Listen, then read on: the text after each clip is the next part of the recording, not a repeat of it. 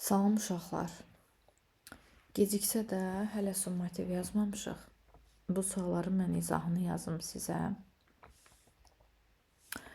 Bu izahdan sonra alternativ bir B variantını da ataram. Onu da siz işləyərsiniz inşallah. Birinci suala baxırıq. Kuprum bilirik ki, latınca adlı elementin, Azərbaycanca bunun adı misdir. Kuprum olan elementin simvolu. C bəndində öz əksini tapıb. Metalları müəyyən eləyin.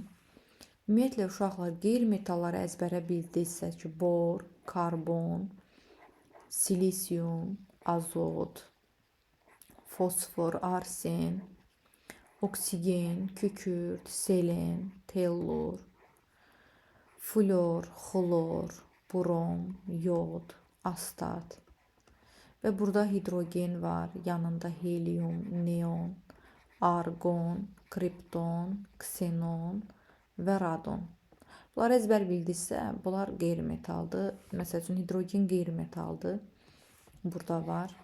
Civə bu siyahıda yoxdursa, deməli natrium bu siyahıda yoxdursa, deməli bunlar metaldır. Karbon bu siyahıda var. Deməli karbon qeyri-metaldır. Fosfor bu deməli siyahıda var. Deməli bu qeyri-metaldır. Bizim doğru cavabımız metallarımız olacaq. 1 və 3 cavabı. Venn diaqramını verilib bizə. Azot və natriuma uyğun ifadələri yerləşəcək. Bir diqqətinizi çəkmək istəyirəm ki, bax, sən yazacağım 1-in altından rəqəmləri, 3-ün altından, yəni 3 ortaq fikirdir və 2-nin altından rəqəmlər. Amma burada ardıcılığa baxın, 1, 2, öncə 1-i, sonra 2-ni, sonra 3-ü yerləşdirir. Buna görə bir kənarda 1-ə aid, 2-yə aid və 3-ə aid fikirləri özün üçün yaz. Metaldır. Azot metal deyil, çünki azot qeyri-metaldır. Metal olan natrium olacaq. Yəni birinci fikir 2-nin 2 işarəsinin altında olacaq. Sonra qeyri-metal olan azot olacaq. O qeyri-metal azotun işarəsi 1 rəqəmi də onun altında yazılacaq. Latınca hərfinin baş hərfi N-dır. Azot A hərfi yox, nitrogenium sözünün baş hərfi ilə yazılır. Natriumda baş hərfi, birinci ilk hərfi N hərfi ilə natrium başlayır. Yəni bu ortaq fikirdir. Ona görə 3-cü bəndin altından yazılacaq. Molekulu 2 atomludur və biz də bilirik ki, 2 atomlular kimlər idi? N2, H2, xlor 2, flor 2, O2. Bunlar 2 atomlu qaz halındadılar. Deməli, amma natrium 1 atomludur. Metalların ümumiyyətlə hamısının indeksində 1 rəqəmdə yazılmır. Hamısı 1 atomlu olur metallar. Deməli, molekulu 2 atomlu olan fikir azotun aşağısına yazılmalıdır. Yəni 1-in altına yazılacaq. Bu da oldu 4. Deməli, mən 2, 4, 1 və 3 axtarıram. 2, 4, 1 və 3 axtarıram. Bu ardıcılığı axtarıram. Bu da burada öz əksini tapıbdır. Məntiqi ardıcılığı tamamlayın. Burada məntiqi ardıcılıq nə ola bilər? Natrium verib karbon, fosfor, sonra kalium, sonra xlor, oksigen, dəmir, silisium, helium. Məntiqi ardıcılıq nə ola bilər? Metaldır. Amma burada yenə metal var. Burada qeyri-metal, sonra metal var. Deməli, 1 metal var, 2 qeyri-metal var. 1 metal var, 2 qeyri-metal var. 1 metal var, 2 qeyri-metal var. Sonra yenə buradaya gələn olan metal olmalıdır. Mən baxıram, hidrogen qeyri-metaldır, flor qeyri-metaldır, neon qeyri-metaldır, kükürt qeyri-metaldır. Məntiqi ardıcıllıqdan burada kalsium oturmalıdır. Yəni doğru cavab D bəndində öz əksini tapacaq. Hansı elementlər molekullardan ibarətdir? Azot molekulu, bax 2 atomlu molekul, amma natrium 1 atom elə 1 molekul yaradır. Yəni bu elə öz atomundan ibarət. Silisium da sərbəst şəkildə 1 atomludur. Biz nə dedik? Bacısı bor, karbon, silisium. Bunlar 1 atomludular, 1 atomlu bərkdilər. Yəni bunların indeksinə 2, 3 heç nə yazılmır. PSG P4 atomludur, kükürt 8 atomludur, yod da 2 atomludur. Bunlar da çox atomlu, bərkdilər, çox atomludular, çoxdur atomları, amma bərkdilər. Yəni oxşar xüsusiyyətləri bunların bərk olmasıdır. Fərqli xüsusiyyətləri bunların 1 atomlu, bunların çox atomlu olmasıdır. İki atomlular kimlər idi? H2, O2, xlor 2, flor 2, brom 2. Bunlar 2 atomludur. Yod 2, yod da 2 atomludur. Nə deyir? Hansı element molekullardan ibarətdir? Məsələn, silisium 1 atomludur. Yəni həm atom, həm molekul. Molekul elə yəni atomdan əmələ gəlib, bir dənə olduğuna görə. Oksigen isə ozon və oksigen O2 və ya 3 atomlu olur. Yəni bu molekuldan ibarətdir. Hansı elementlər molekullardan ibarətdir? Aha. Deməli, bu element atomdan ibarətdir. Bu element atomdan ibarət. Amma bunlar molekullardan ibarətdir. Yəni 2 və 4 bizim doğru cavabımız olacaq. Havanın tərkibində əsasən hansı maddələr var? Havanın tərkibini bir yadımıza salaq. 78% azot, 21% oksigen, 1% digər qazlar. Onun da içərisində bizim nəfəs verdiyimiz qaz, karbon qazı, o digər 1%-in içərisində bu da var və təsirsiz qazlar, yəni helium, neon, argon, kripton, ksenon. Bunlar da bilin ki, bir atomlu qaz halındadır. Demək, havanın tərkibi əsasən oksigendən və azotdan ibarətdir. Əsasən 1 və 3-dən ibarət. Yəni, əsas çoxluq hissədə 99%. Yer qabığının əsas hissəsi qum və gildən ibarətdir. Yer qabığının əsas hissəsi. Aha. Yəni yer kürəsinin demirəm, yer qabığının, yəni bizdən litosferi soruşur uşaqlar. Gəldik digər suala. İnsan orqanizmi təşkil edən əsas maddələr zülal, yağ, karbohidrat nədən ibarətdir? Hamısının tərkibində təşkil zülal, yağ, karbohidratlar, bir də X-i müəyyən eləyin və su. İnsan bədənində su çoxluq təşkil edir. Zülal da var, yağ da var, karbohidrat da var. Bədənimizdə şəkər, duz, fosfor, azot bunlar var. Əsas maddələrdir. Yəni su da bizim əsas maddələrimizin içərisindədir. Sümüklərin və dişlərin inkişafını və sərtliyini bizim kalsium və fosforumuz müəyyənləşdirir. İndi yalnız bir də götürə bilərsə, amma dərsliyimizdə bizim yazıb ki, sümük və dişlərin inkişafına ikisini bir yerdə yazır da. Kalsium və fosforu yazır. 1 və 4 götürəcəksiniz cavab. Sonra elementin adı və simvolu bugün yazdığınız summativdə də var idi. Deməli, dəmir yazırıqsa işarəsi ferrumdur. Helium yazıbsa oxunuşu heliumdur. Civə yazıbsa yazılışı civədir. X, Y və Z-i tapın. X-imiz ferrumdur. Y-imiz heliumdur. Civənin işarəsi bu şəkildədir. Doğru cavab A bəndində öz əksini tapır. Magnezium üçün hansı ifadələr doğrudur? Magnezium yazılış formulu bu formadadır. Metaldır, bəli, biz 22 dənə qeyri-metalı xatırlasaq, bunlara baxsaq, özümüz üçün bir kənara yazsaq, test işləyəndə görərik ki, magnezium orada yoxdur. Deməli, metaldır. Metaldır, bəli, bu ifadə doğrudur magnezium üçün. Orqanizmin çatışması, dərinin zəifləməsi, xeyr. Zehni, mən dedim magnezium, magnezium, zehni fəaliyyət ləngiməsinə səbəb olur, doğrudur. Bu amma yanlışdır. Yəni gəlin qarşısına yazaq. Orqanizmdə çatışmaz saçların zəifləməsi, o sink immunitetli saçdır. Kükürtdür, dəriyə aiddir. Demək, bu fikir magneziuma aid fikir deyil. 1 və 3 bizim doğru cavabımızdır. Sonra zülallar üçün ümumi olan karbohidrat üçün. Demək, karbohidratın tərkibində karbon var, hidrogen var, oksigen var. Zülalın da tərkibində karbon var, hidrogen var, oksigen var, əlavə azot var. Yəni, bu fərqli elementdir. Tərkibində karbon var, bəli, ümumi hər ikisində karbon var. Tərkibində azot var, azot ancaq zülaldadır, karbohidratda yoxdur. Bu ümumi saylanmaram. Oksigen, bəli, hər ikisində var. 1 və 3 mənim doğru cavabım olacaq.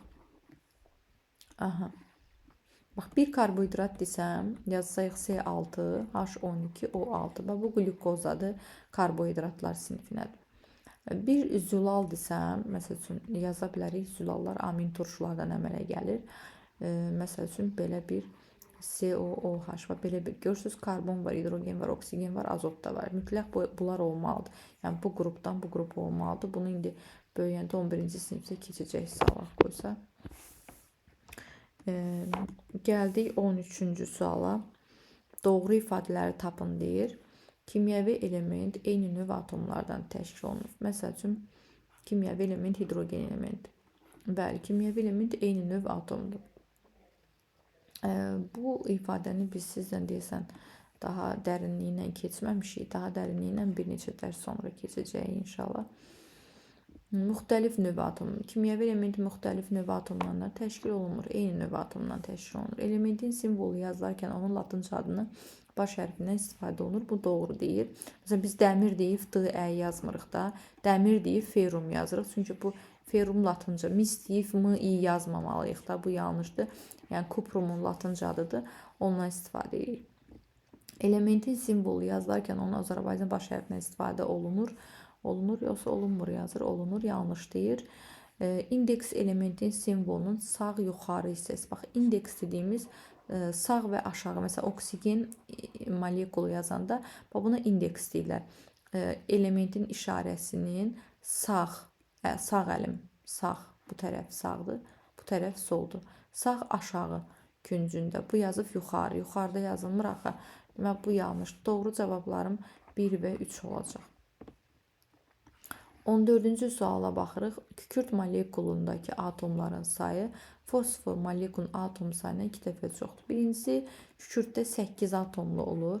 Fosfor isə 4 atomlu olur. Bəli, kükürt atomlarının sayı fosforda olan atomların sayına 2 dəfə çox. Bəli, bu 4-dür. 2 dəfə çox 8 eləyir.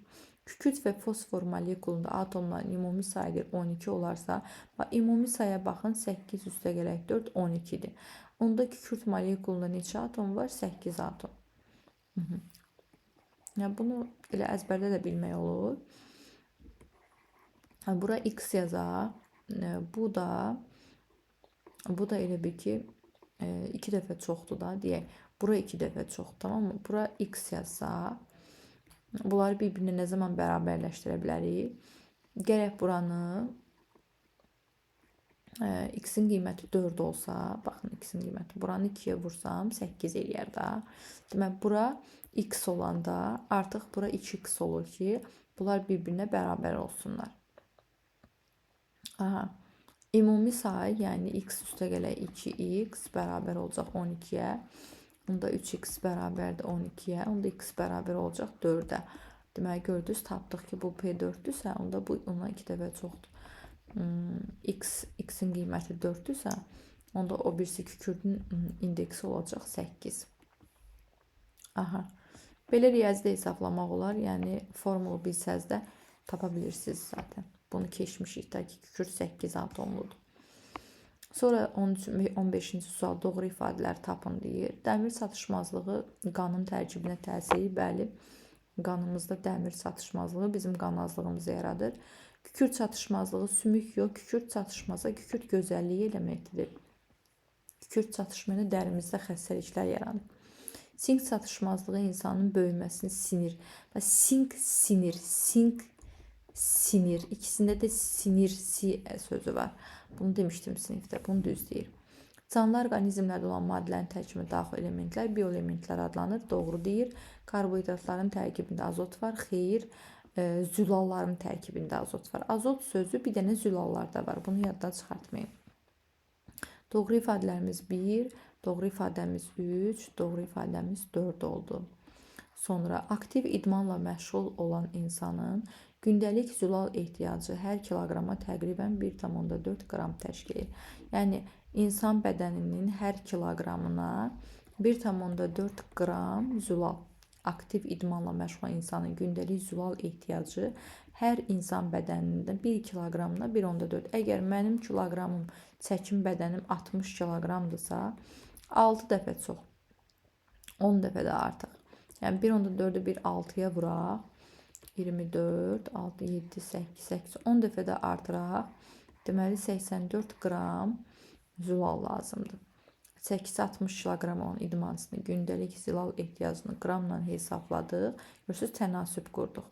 Deməli, burada bizə deyir ki, hər kiloqramına, yəni 1 kiloqrama 1,4 qram zülal, mən 1 kiloqrama 1,4 yazıram. Bəs 60 kiloqram çəkim olarsa, 1 kiloqram çəki insan bədəninin 1 kiloqram çəkisinə 1,4 qram zülal lazımdır.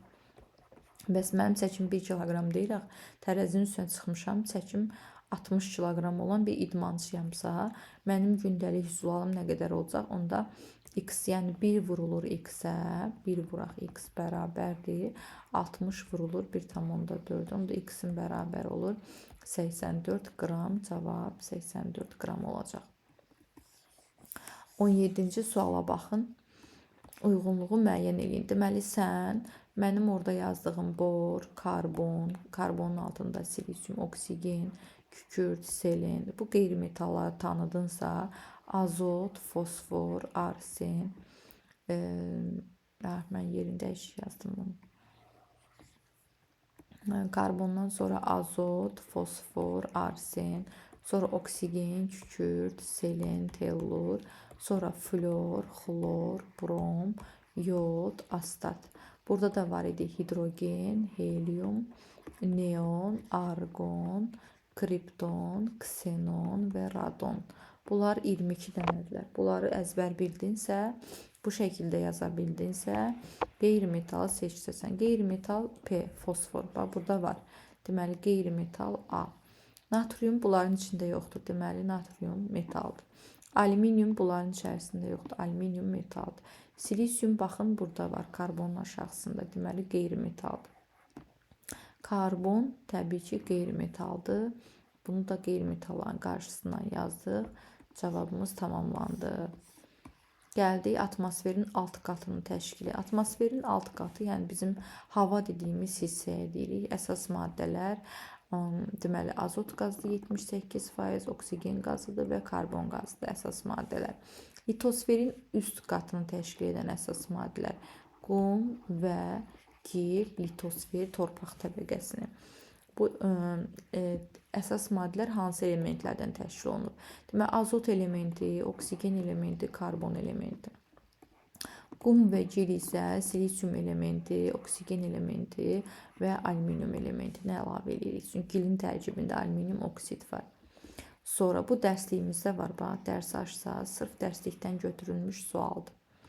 Elementlərin simvolu və indeksinə istifadə edərək havanın tərkibində olan bir atomlu və çox atomlu elementlərin formulunu yazın. Bir atomlu element havada təsirsiz qazlar var. Helium, neon, argon, kripton, qazdır bunlar. Ksenon, bir də radon. Bunlar havada olan bir atomlu qaz halında olan maddələrdir. Çox atomlu isə N2 və O2-dir.